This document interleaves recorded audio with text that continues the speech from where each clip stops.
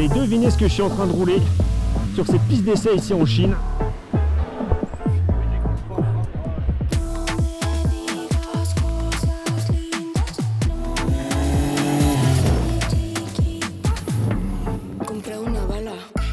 Bon, salut les motards. On est enfin chez Zontes en Chine, à Canton. Et c'est l'usine qui est derrière moi. Je vous emmène voir avec devant vous le châssis d'une 703 RR. On le reconnaît ici avec ce dessin très particulier et propre à la sportive. Voilà, vous voyez, là on retrouve ce cadre qui est très différent de celui du trail, la 703F. Et donc cette moto là, on va l'essayer tout à l'heure, très rapidement hélas sur une piste d'essai. Enfin c'est déjà assez génial de pouvoir utiliser ça en Chine. Alors tout d'abord, c'est une machine qui est remarquablement dessinée. On a une signature lumineuse à l'avant qui est assez somptueuse, je trouve, et vraiment différenciante par rapport à ce qui existe sur le marché. Pareil pour l'arrière, là aussi des feux très longs, profilés, avec un réflecteur doux. Donc encore une fois, même à l'arrière, un effet lumineux très sympa. Et même sur les flancs, on a ici des petits diodes derrière ce petit grillage qui sont du plus bel effet et qui apportent quelque chose de nouveau en fait sur ce segment. Une ligne particulièrement fluide, on retrouve un côté très sportif même sur le cadre, hein, avec ces éléments là qui reviennent assez proéminents, pointus, effilés de chaque côté de cette machine. On va d'ailleurs parler de ce châssis avec deux coques moulées sous pression qui sont différentes de celles du Trail 703F. C'est pas le même dessin du tout et pourtant c'est la même façon de procéder pour leur fabrication. Et un élément arrière qui vient être boulonné sur ces deux coques qui forment un châssis très rigide, notamment à la torsion. Dessin globalement très agréable avec également des ailerons intégrés dans les carénages. Vous voyez ici on a cet épaulement qui cache des petits ailerons internes. Ça aussi c'est très bien amené. Et puis il y a ce bras oscillant que je trouve remarquable. C'est la même méthode de production que le cadre et la boucle arrière. Donc c'est moulé sous pression. Je trouve qu'on a un dessin particulièrement sportif avec ce bras banane ajouré. C'est particulièrement réussi. Alors on aurait bien aimé avoir peut-être quelque chose qui rappelle le 3 cylindres, vous voyez, 3 sorties ou un petit truc esthétique qui rappelle ce 3 cylindres en sortie d'échappement. C'est pas le cas sur ce modèle, mais bon, c'est pas très grave. Ça reste quand même très convaincant globalement en esthétique. À l'intérieur de ce cadre, on va retrouver un tout nouveau 3 cylindres de 699 cm3. On a un quick shifter en montée de rapport. On n'a pas en descente puisque nous n'avons pas de commande des gaz ride-by-wire, c'est toujours commandé par câble. Montée des rapports quick shifter qui fonctionnent vraiment très bien. Niveau électronique, puisqu'on y est, alors c'est assez succinct, on a deux modes, un mode E et un mode S. Le mode sport, pour le peu que j'en ai fait là, montrait pas mal d'à-coups à bas régime. C'est difficile de garder un filet de gaz quand on est sur l'angle, ça c'est un petit peu embêtant. Vous passez en mode E et là la différence est flagrante, on a une moto qui est bien plus facile à emmener.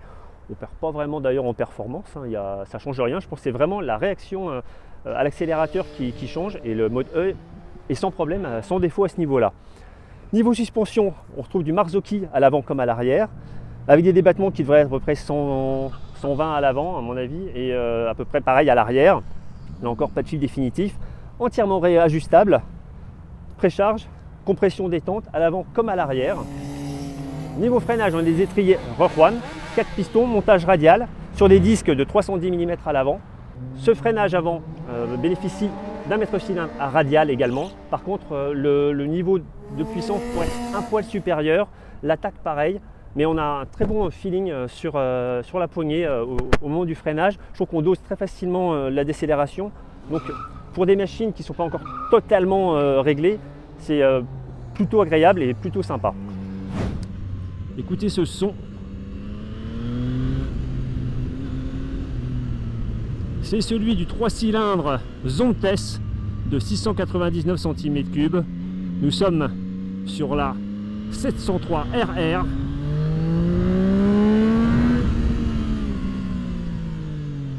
Une machine sportive particulièrement intéressante. Alors là je l'ai mis en mode E, l'injection, parce que sinon ça fait pas mal d'à-coups. En mode S, on a un freinage assez correct. Ouais, on a un bon toucher de frein. Par contre c'est un peu court pour passer la 3. Alors on va remettre un petit peu de gaz là.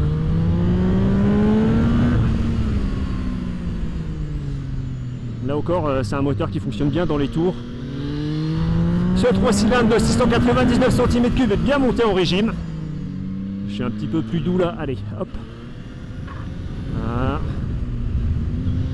On a une injection assez précise en mode E, ce qui n'est pas le cas du mode S. Le mode S, c'est vraiment pas terrible.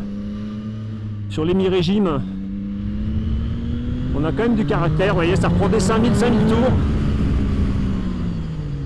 Et un bon freinage. Bon, c'est difficile de vous en dire davantage sur cette piste qui est un petit peu courte, mais on a une moto plutôt bien équilibrée.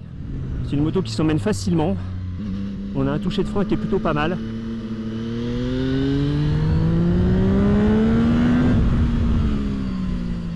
On aimerait avoir un petit peu plus de puissance de décélération, mais globalement c'est une moto vraiment séduisante, tant en ligne qu'en comportement. Et même sur un tracé un peu serré, comme celui-ci, on a quelque chose qui s'emmène facilement et avec pas mal d'agréments. Et une très belle sonorité. Voilà, l'ABS, il rentre quand même en fonctionnement, mais alors vraiment globalement, c'est assez intéressant. Une moto que j'ai trouvé très facile à emmener sur cette petite piste d'essai. C'est une machine qui donne beaucoup de facilité sur les changements d'angle. Cette facilité à être emmenée est à mettre au crédit d'une géométrie assez compacte, mais aussi d'une monte pneumatique très qualitative. Ce sont des Michelin Power 6 que l'on retrouve sur cette machine. Une monte en 180 de large à l'arrière, 120 à l'avant, des jantes en alliage. Difficile de juger exactement des performances de ce modèle sur ce très petite piste d'essai que l'on a eu là. On vous en dira évidemment bien davantage lors de la présentation presse européenne de ce modèle. Je vous en dirai évidemment bien davantage en ligne sur le repère-de-motard.com. Abonnez-vous à la chaîne YouTube et moi je vous retrouve très vite pour un nouvel essai. Ciao. Alors tout autour de l'usine il y a un décor comme ça à poser version asiatique et je vous laisse voir l'entrée de l'usine. Ça fait un peu Star Wars. Voilà. Sur une ligne de montage, une des lignes de montage des motos Zontes, avec ici toutes les pièces moteurs.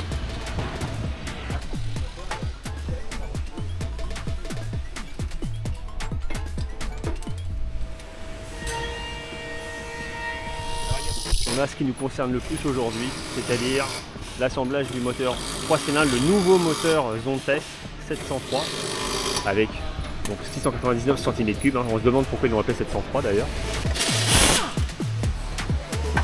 Les pièces essentielles de ce nouveau moteur, à savoir ici les pistons, et ici on est en train d'assembler une bielle, les coussinets. On a un superbe vilebrequin là devant nous avec ses masses d'équilibrage. Voilà en bout de ligne d'assemblage moteur, tous ces nouveaux blocs 703.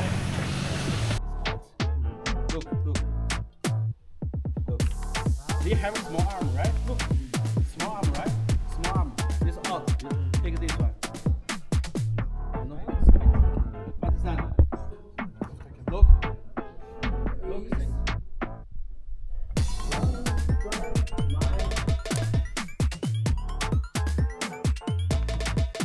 C'est le système de refroidissement. Et on peut déjà entendre un tout petit peu, je ne sais pas si vous l'avez entendu, le son de ce 3 cylindres.